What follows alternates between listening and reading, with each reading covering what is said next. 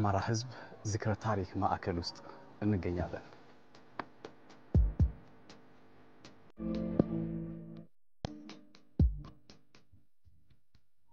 በዚህ የአማራ ህዝብ ዝክረ ታሪክ ማዕከል ውስጥ ደግሞ እንግዲህ በቂ ቤተ መጻሕፍት አለ። በዚህ ቤተ መጻሕፍት ውስጥ ምቹ የማንበቢያ ቦታ እንዲሁም በቂ መጻሕፍት ያሉበት እንደሆነ ተነግሮኛልና ወደ ውስጥ ገባለሁ። በዚህ አጋጣሚ ግን ምን ያህል የማንበብ ልምድ አለዎት?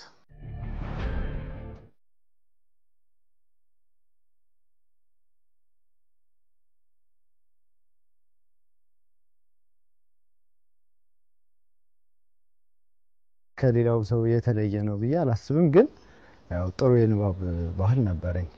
ሃይ ስኩል ላይ ከሃይስኩልም በፊት ከኤሌመንታሪ ስኩል ጀምሮ ከ7ኛ ክፍል ከ6ኛ ክፍል ጀምሮ ነገሮችን ማንበብ እወዳለሁ።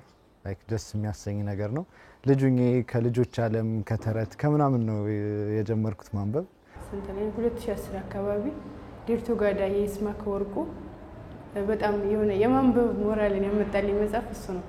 በጣም ተመስጬ ነው ያነበብኩት። እስከ 5ኛ ክፍል ድረስ በደንብ አንብቤዋለሁ። የንባብ ልምዴንም ያመጣሁት ከዛ በኋላ ነው። የሆነ ታይም ላይ ነበረ አንድሮሜዳ መጽሐፍ ለምን አታነቢው ምናምን አሉ። እንደዚህ አይነትማ ወዳለኝ የሆነ ከኔ ጋር የሆነ ገጠመልኝ ማለት ነው ከሐሳቤ ጋር። ከዛ አንድሮሜዳ መጽሐፍን ተቀበልኩ። ከዛ ያንን በደንብ አነበብኩት። እስቲል ደጋግሜው ያነበብኩበት ታይም ነበር። የሆነ ቅድም እንደጠቀስ ነው ያለ እዛኛው ገጽ ላይ ሲል ተመልሼ መጥቻ አነባዋለሁኝ። አውቀዋለሁ እኮ ግን የሆነ የሚደንቅ የሚገርም ነገር የሚወስድ የሚስብ ነገር ስላለው እየደገምኩኝ ያነበብኩበት ጊዜ ነበር።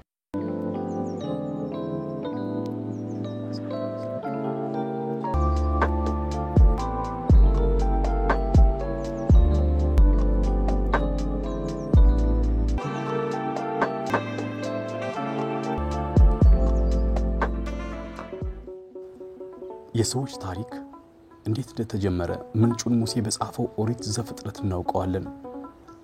እግዚአብሔር ዓለምን በ6 ቀን አዳምንና ሔዋንንም በ6ኛው ቀን ማታ እንደፈጠራቸው በ7ኛውም ቀን አርፎ ይህንኑ ቀን እንደቀደሰው ተመልክተናል። የሰዎች ሁሉ አባት የሆነው አዳም እግዚአብሔር በመልኩና በአምሳሉ ሲፈጥረው ውበት፣ ብርታት፣ ዕውቀት፣ ጥበብ፣ ደስታ፣ የዘላለም ሕይወት እነዚህን ታላላቅ ጸጋዎች ሰጥቶት ነበር። የሰው ልጅ የክብደት መጠኑን ለማወቅና ለመቆጣጠር ሚዛን እንደሚያስፈልገው ሁሉም ሚዛናዊ አስተሳሰብ እንዲኖረው በምርጥ መጽሐፍ አእምሮን ማጎልበት እንዳለበት ይታመናል የሚል ሐሳብ ማህበራዊ ትስስር ገጽ ላይ አግኝቼ ነበር። በእውነት ግሩም ሐሳብ ነው።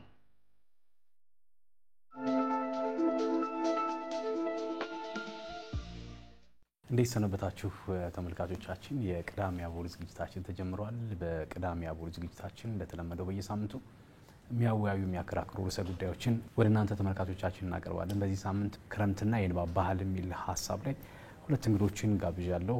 የመጀመሪያው እንግዳይ ዮሐንስ ተዋቸው፣ ሁለተኛው እንግዳይ ማህደር አሰፋ።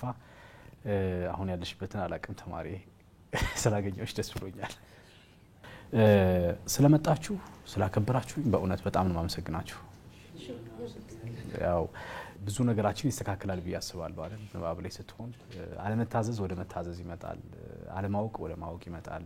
ለአእምሮ ሚዛን መጠበቅም፣ ለአእምሮ ሰላምም፣ ለአእምሮ ያስተሳሰብ አድማስ መስፋትም መጽሐፍት ማንበብ ይገባል። ንባብ ባህላችሁ ምንድነው የሚመስለው ከሚለው ሐሳብ ብነሳ ደስ ይለኛል። በቀን እንደው ታነባላችሁ? ማሂ በየቀኑ ታነቢያለሽ? ተማሪ እያለሁኝ ማገኛቸው ጊዜያቶች ማሳልፈው ለትምህርቱ ዓለም ላይ ለነበረው አካዳሚክ ለነበረው ነገር ነበርና ብዙም ጊዜ አልነበረኝም። በየቀኑ አነባለሁ ምልሰውም አልነበርኩም ተማሪ እያለሁኝ። እንዳልኩ ጊዜያችንን ያው ያጠቃቀም ጉዳይ ነው እንጂ ጊዜ ጠፍቶ አይደለም። በርግጥ ግን ያው ተጠቀም የነበረው ክረምቱን ነበር። ብዙ ጊዜ ያው እንደምታውቀው ከቤተሰብም ማህበረሰቡም በጋለ መጽሐፍ እንድናነብ አይጋብዘንም አይደለ? እና ክረምት ላይ ነበረ ማነበው። አሁን ላይ ግን እንዳልኩ ትንሽ ጊዜ ስላለኝ በቻልኩት አቅም አነባለሁ። በየዕለቱ የማንበብን ትንሽ ከፍ እያለ መጥቷል። አዎ ይሄ ከንትን ጋር የተያዘ ነው። አሁን ላይ ያለውበት ሁኔታ ለማንበብ የሚጋብዝ አይነት ቦታ ላይ ነው። ምናልባት አሁን በዚህ በአገልግሎቱ በመንፈሳዊ አገልግሎትም እንደዚህ መጽሐፍትን ማነብበት እድል በጣም ይፈጠራል።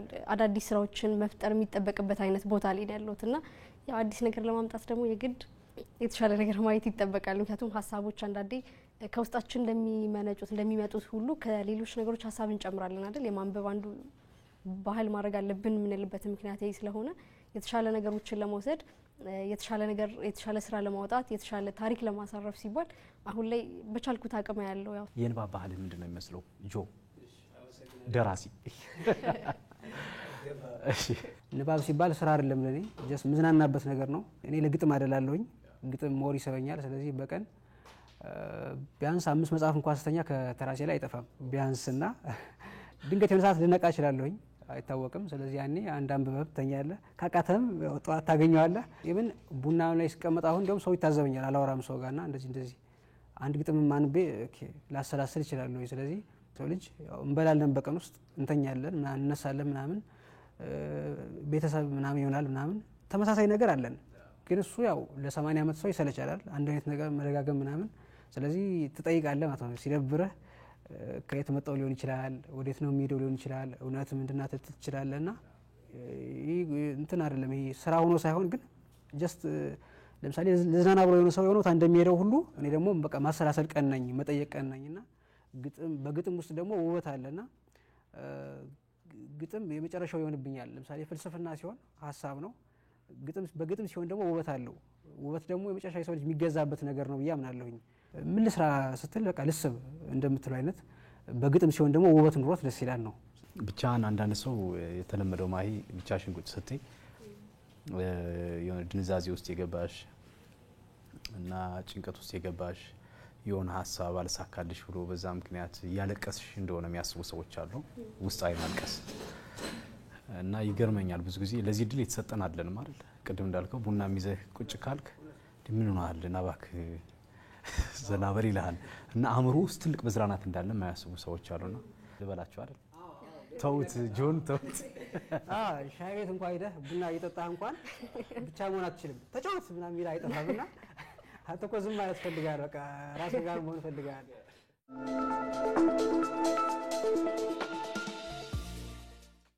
ንባብ ጊዜ ይፈልጋል ወይ የሚለው ማንሳት ፈልጋለሁ።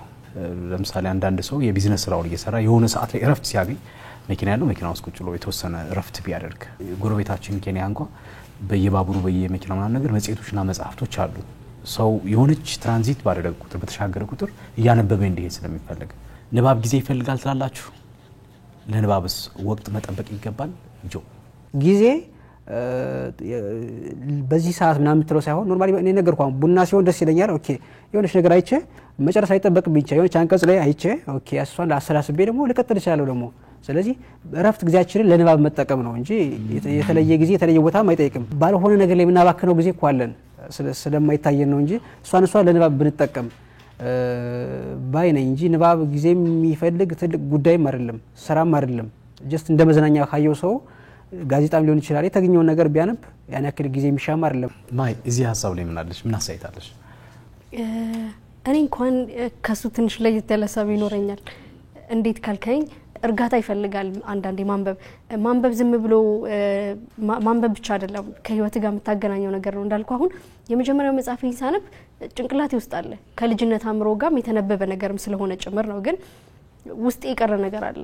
ያ የሆነው ለምንድነው? ረጋቢ ስላነበብኩት ነው እንጂ ዛሬ 3 ገጽ አንብቤ ከዛ ደግሞ ነገ 5 ገጽ ማነብ ከሆነ ፍሬ ነገሩንም ይገኛል ብዬ አላስብም። ከመጽሐፍ ምንድነው የኔ ሐሳብ ጊዜ ይፈልጋል። ጊዜው ግን እንዴት ነው? ምንገድብለት አይደለም እንደያለንበት ሁኔታ ይወሰናል። አሁን እንዳልኩ ለተማሪዎች ክረምት በጣም ምቹ ጊዜ ነው።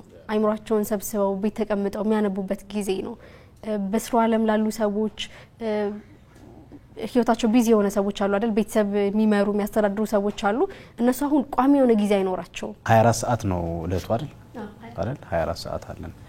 8 ሰዓት ሰው ቢሰራ በቃ 10 ሰዓት እንበለው በቃ 10 ሰዓት 12 ሰዓታት አለን። 8 ሰዓት ይተኛ ሰው 8 ሰዓት ይተኛል። እሺ ይተኛ በደንብ ይተኛ። ግን በቀን አትሊስት ወደ 4 ሰዓታት አሉ ማለት ነው። ምንድነው የምናደርጋቸው እነዚያ ጊዜያቶች? ጊዜ ያስፈልጋል ለንባብ ያልኩበት ምክንያት እንዳልኩ ከትምህርት አንፃር ነው። አሁን ደግሞ ይሄ ከህይወት ውጣ ወረድ ጋር አገናኘው አይደለ? 4 ሰዓቶች አሉናል። ግን ያ በየጓዳ ያለው ነገር ጓዳው ነው የሚያውቀው አይደለ? ግን እንደዛም ሆኖ ያልከንን ጊዜያቶች ምናልባትም እኮ ትረካዎች ይኖሩናል አይደል? አሁን ለምሳሌ እኔ ሴት ነኝ እና የቤት ምሳራቸው ብዙ ስራዎች አሉኝ። ቤት ውስጥ ሆኜ ማለት ነው እና እነዛን ስራዎች እየሰራው መጽሐፍትን እሰማለሁ አጋጣሚዎችን ግን መጠቀም አሁን እንዳልኩ በተለይ ደግሞ ለሴት እድሎቹ በጣም ሰፊ ናቸው ለምሳሌ ልጅ የምታስተኛ እናት የምታጠባ ትሆናለች ሌላ ነገር ከምትከፍት ትረካዎችን ከህይወቷ ጋር የሚያገናኛቸው ነገሮች ብታዳምጥ ጊዜ የለኝም ምናልባትም እኮ እንዳልኩ 4 ሰዓቱ ካለ ጥሩ ሰየው በ4 ሰዓቱ ያንብቡ ግን እነዛም 4 ሰዓት ባይገኙበት ጊዜ ሊኖር ይችላል ስለዚህ ወደምን እየመጣሽልን ነው ማሂ የዮሐንስን ሐሳብ አጌንስት ያደረግሽ ነበር ስለዚህ ምናልባት ጊዜ ያስፈልገው የሚለው ጋር እሷ ትምህርት ጋር ያለችው መሰለኝ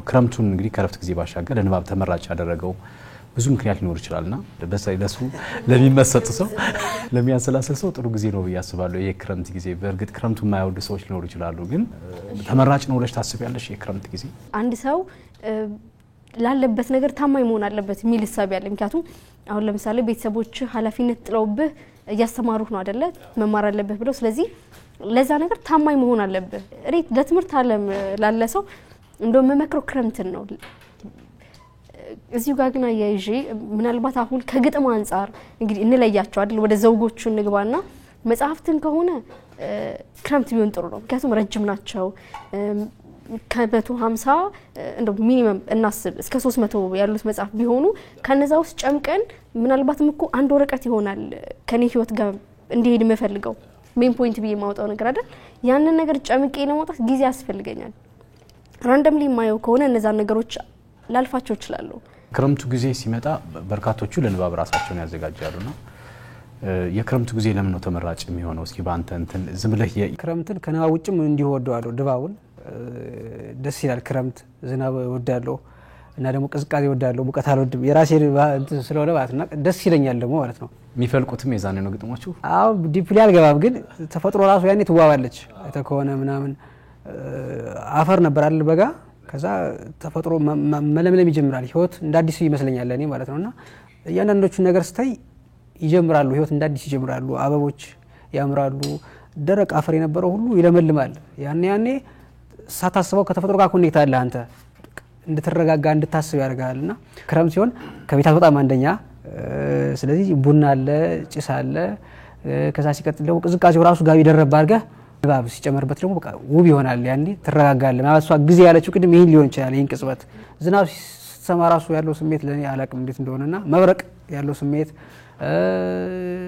እንደዚህ ተፈጥሮ ጋር ያለ ኮኔክት ያኔ ጥብቅ ይሆንና የምታነበው ነገር ሁሉ ትርጉም ይሰጣል ለምሳሌ አንበው ኦኬ ይሄን ለማለት ነው ምናምን እኔ አሁን በጣም የገረመኝ አንድ ሰሞኑንና የጸጋዬን ግጥም አንብቤያለሁ ሳቱ ያበባል የቪንሰንት ቫን ጎግ ስዕልም አውቃለሁ ስታሪ ናይት የሚሉት ኮኮቦቹና ሰሞኑን አርኪቴክት ሚካኤል ሽፈራው መሰለኝና ሲናገር ሰማሁትና ሁለቱን አገናኛቸው ሌት ከዋክብቱ እንደጸደይ ተጥልቅልቆ በቃያደ ሰማዩ ስጋጅ አጥልቆ ምናምን ይላል ጸጋዬና ቪንሰንት ቫን ጎግ ደግሞ አንድ የሰው ልጅ አንድ ቤት ውስጥ ነው ይተክዛል እየተከዘ በመስኮቱ ግን ጨረቃ ኮኮብ ምናምን ይደንሳሉ ማለት ነውና የሰው ልጅ ቤት ውስጥ ነው ይጨነቃል ተፈጥሮ ግን እዛ ይደንሳልና ጨረቃ እንትን እሳት እኮ አይደለም ማለት ያልታደለ ይላልና ያኔ ምናልባት ያኔ ዛ ኮኔክሽን ይፈጥራል ነው አሁን ፀሐይ ላይ ምናምን ላይ መጣል ይችላልና አንዳንድ ተፈጥሮ ጋርም ሲሆን ኦኬ ያነበብኩት እንጂ ለማለት ፈልጎ ነው አሁን ያ ሁለቱንም አይቻቻለሁኝ አልተገናኙልኝም ነበርና እሱ ያየበት ቅጽበት አለ ማለት ነውና ተፈጥሮ ያኔ ንባብክን ከህይወት ጋር ያገናኝልሃል ያስባሉና በጣም ቆንጆ ነው ክረምት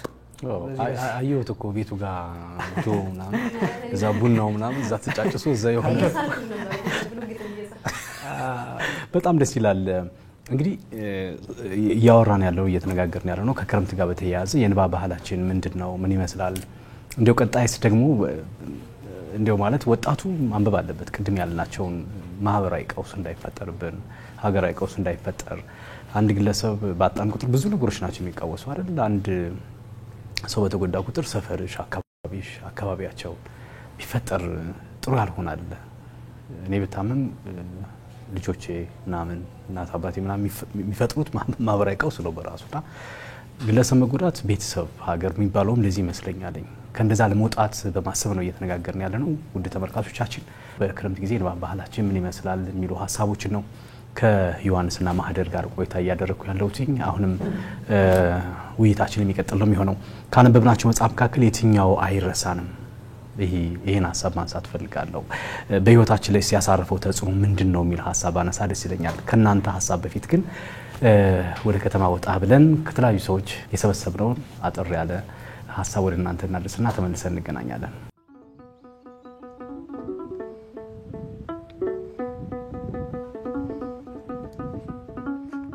አንድሮሜዳ መጽሐፍ በጣም ነው ተመስጬ ያነበብኩት። ማለት ሳነበው የሆነ እኔ ከታሪክ የበለጠ ለእንደዚህ አይነት መጽሐፎች ትኩረት ሰጣለሁ። ማለት እነዚህ የምርምር መጽሐፎች፣ የሳይንስ መጽሐፎች ምናምን በጣም ነው ደስ የሚሉኝና እሱን መጽሐፍ ሳነበው እኔ የሆነ አላማዬ ህልሜ ወደዛ እንዲገባ ምናምን አድርጎኛል። እነዚህ ነገሮች አሉ ለካ የሚለውን ነገር የሆነ እንትን እንዳደርግ አድርጎኛልና በጣም ትልቅ ተጽዕኖ ነው ያመጣው አንድሮሜዳ መጽሐፍ። እኔ ህይወቴ ላይ ያመጣው ተጽዕኖ አንደኛ አላማዬን እንዳውቅ አድርጎኛል።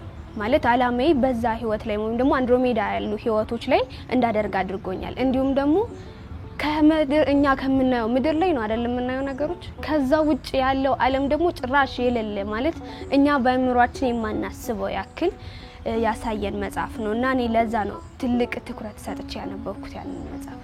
የራሴን ተፈጥሮ ተረድቼ የራሴን አቅም እንድጠቀም ማለት አለ አይደለ ሰው የራሱ የተሰጠው የሆነ ተሰጥኦ አለው ሁሉም መክሊት አለውና የራሴን አቅም ዝናሽ ምን ላይ ብትሰራ ውጤታማ ትሆናለች፣ በምን መልኩ ብትሰራ ስኬት ላይ ትደርሳለች የሚለውን ሊፈታልኝ የሚችል መጽሐፍት ነው እያነበብኩ ነው ከስራ ጋር በተገናኘ ማለት ነው። ይህም ድብቁ አእምሮ መግለጥ ወይም The Power of Your Subconscious Mind የሚለውን የጆሴፍ ሞርፊን እንዲሁም ትርጉም ሱራፌል ግርማ የተረጎመ መጽሐፍ። ይሄ በጣም ራሴ ላይ በደንብ የሰራልኝ መጽሐፍ ነው። ምክንያቱም ስለ ራስ ነው የሚያትተው ራሳችን እንድንመለከት ማለት ሰው ስለኔ የተለያየ አመለካከት ሊኖረው ይችላል። ነገር ግን እኔን ማቀው እኔና ፈጣሪ ነን አይደለ? አንድን ሰው የሚያቀው ራሱና ፈጣሪ ብቻ ነው። እና የራሴን አቅም ውስጤን የሚችለውን አቅሜን እንዳወጣ ያስችለኛል። በመጽሐፍቱ የተደገፍኩት አቅሜን እንዳወጣ ምክንያቱም የሆነ ነገር ልሰራ ብዬ ትልቅ ነገር ብጀምር አብዛኛው ሰው ይሆናል የላይ አቅምህን ምናምን ያይና የሆነ አይሆንልህም ምናምን ሊል ይችላል። ኔጌቲቭ ነገር ሊገጥም ይችላል። እና ይሄንን ደግሞ እንዴት ማሸነፍ እንዳለብኝ በደንብ ያስተማረኝ መጽሐፍ ነው። የነ ይስማዕከ ወርቁን የዴርቶ ጋዳን ተከታታይ መጽሐፍቶች አንብቤያለሁ። የሆነ ኢንስፓይሪንግ ነገር ነበራቸው ህፃን እያለሁ። የሆነ በቃ በቴክኖሎጂ ያደገች ኢትዮጵያን የሚስልበት ወይ እንደዚህ ለሀገሪቱ ለውጥ የሚተጉ አይነት ሰዎችን እነዛን ካራክተሮችን የሚስልበት ወይ ምናምን የሆነ ኢንስፓይሪንግ ነገር ነበረው። ተለቅ ስል ደግሞ እነዚህ ፍቅር እስከ መቃብርን ምናምን አንብቤያለሁና እነሱም በቃ የተለየ ያው ስብዕናን ቢልድ የሚያደርግ ነገር አላቸው፣ ስብዕናን የሚገነባ ነገር አላቸው። ከእያንዳንዱ ካራክተር የምትማረው ነገር ስላለ ፒውር ፊክሽን ስቶሪዎች ሳይሆኑ ያው የገሃዱ ዓለም ነጸብራቅ ስለሆኑ የሆነ ከራስ ህይወት ጋር ሪሌት ያደረግ ከነዛ ካራክተሮች የምትማረው ነገር አለ። የሳይንስ መጽሐፎችን ሳነብ በተፈጥሮ በተደመምኩ ቁጥር ላይ ታዲያ እነዚህ አይነት ተፈጥሮዎች እያሉ እኔ ስለምን አልሰራም? እኔስ የራሴን ነገር ለምን ድርሻዬን አላሳድርም? እና ጀስት የሆነ ታይም መመራመሩ ላይ የጀመርኩበት ታይም ነበረ። የሆነ ነገር ለምን አላስቀምጥም? እኔ ስለሰው ባዮሎጂ ክላስ፣ ኬሚስትሪ ክላስ፣ ፊዚክስ ክላስ ነበር ሙሉ ማለት የሆነ ነገር እኔም መጻፍ አለብኝ የሚል ነገር ስለተሰማኝ ማለት እና ትልቅ የሆነ ኢንስፓይሬሽን ውስጥ ላይ እንዲኖር ነው ያደረኩት።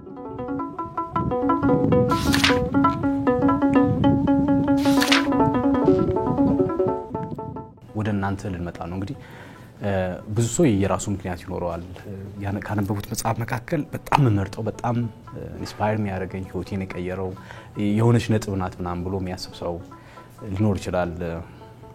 ነግራችሁ ይሆናል እናንተ ጋር ጠብታ ማርኔ በህይወቴ መጀመሪያ ገና 7ኛ ምናምን ነገር እያለሁ ነው ያነበብኳትና የዛኔ 7ኛ ቅድም እንዳልሽው ስለ ሐሳቡ እንኳን በእርግጠኝነት እንደዚህ ነው ብዬ ማለት አልችልም።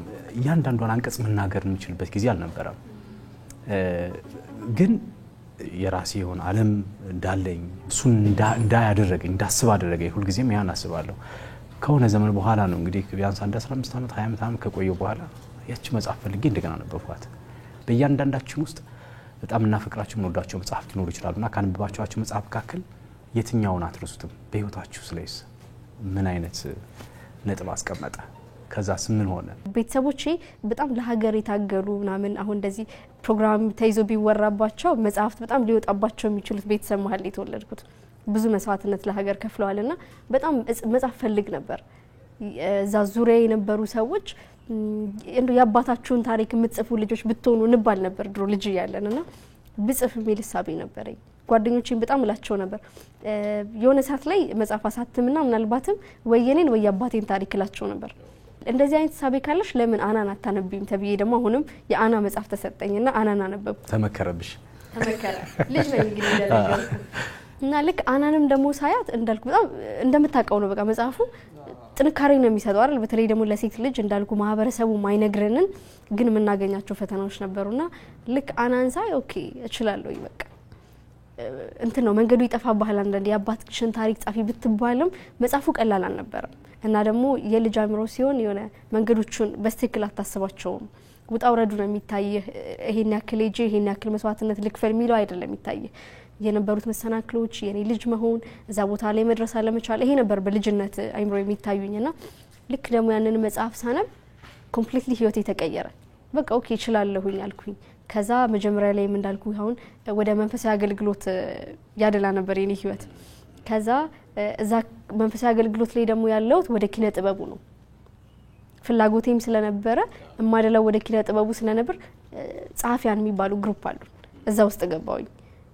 ያንን ያደረኩት ልክ አናን ካነበብኩኝ በኋላ ነው። ስለዛ ህይወቴ ተቀየረ ማለት ነው። ወደ መጽሐፉም ደግሞ መግባት ጀመርኩኝ ከማንበቡ ባለፈ። ከዛ የአናም እንደዚህ ካነበብኩ በኋላ መጽሐፍ አለብኝ ብዬ ሰንበት ትምህርት ቤቶች ላይ በጣም አክቲቭ ሆኜ መንቀሳቀስ ጀመርኩኝ። መጽሐፍ ጀመርኩኝ።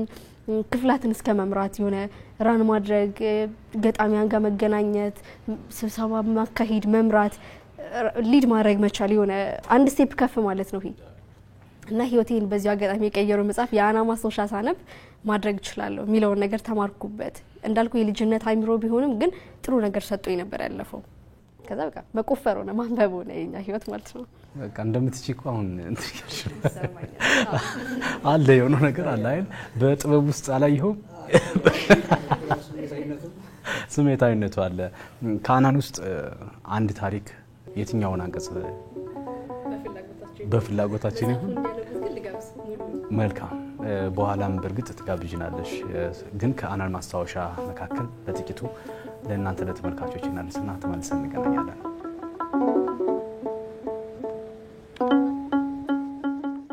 ውድ ኪቲ በቀደም ለታ ከአባባ ጋር ትንሿን አደባባይ እያቋረጥን ሳለን በቅርቡ ወደ አንድ ወደምንደበቅበት ስፍራ እንደምንሄድ ያወራለኝ ጀመር። ለምን ከአሁኑ ስለ እንደዚህ አይነት ማሰብ እንደጀመረ ጠየቅኩት። እንዴት መሰለሽ አና አለኝ። እንደምታውቂው መደበቂያችን እንዲሆን ወደ ወሰነው ቦታ ምግብ፣ ልብሶችና የቤት ዕቃዎች ቀስ በቀስ እየላክን ስናጠራቅም ይኸው 1 ዓመት ገደማ ሆኖናል። ንብረቶቻችን በናዚዎች እንዲወሰዱብን አንፈልግም። በተለይ ደግሞ እኛ ራሳችን ከንስር ጥፍራቸው እንድንገባ አንፈልግም። ስለዚህ መተው ሳይዙን በፊት ራሳችን አስቀድመን መሰወር አለብን። ግን አባባ መቼ ነው ወደዚህ ወደምትለኝ ቦታ የምንሄደው ስል ጠየቅኩት።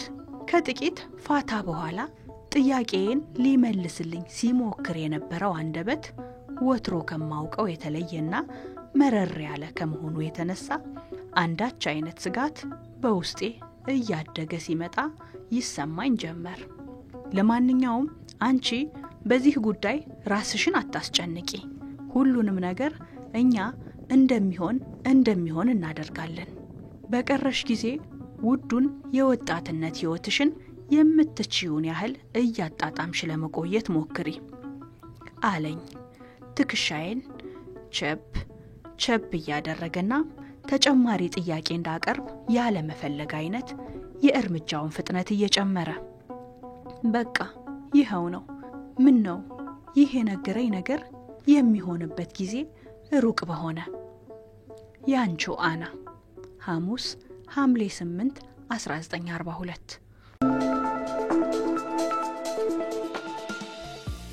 ጆይ እንደ ማህደር አይነት ጥያቄ ነው ማነሳው። በጣም በህይወትህ ማትረሳው መጽሐፍ የቱ ነው? ካሊል ጂብራን የጠቢባን መንገድ ላይ መሰለኝና ስንቱ ጻፊ ነኝ ባይ ስንቱ ባለ ቅኔ ስንቱ ባለ ዕውቀት ያንቺን አቻ ትርጉም ጨነቀው ለመሳል ከብዙ ቀለማት አንቺን የምትመስል አንቺን የምትተካ ፊደል ለመቀባት ብዙ አቅም አለን በእያንዳንዳችን ቤት ብዙ አቅም አለ በእያንዳንዳችን ጓዳ ብዙ አቅም አለ እንደ ሀገር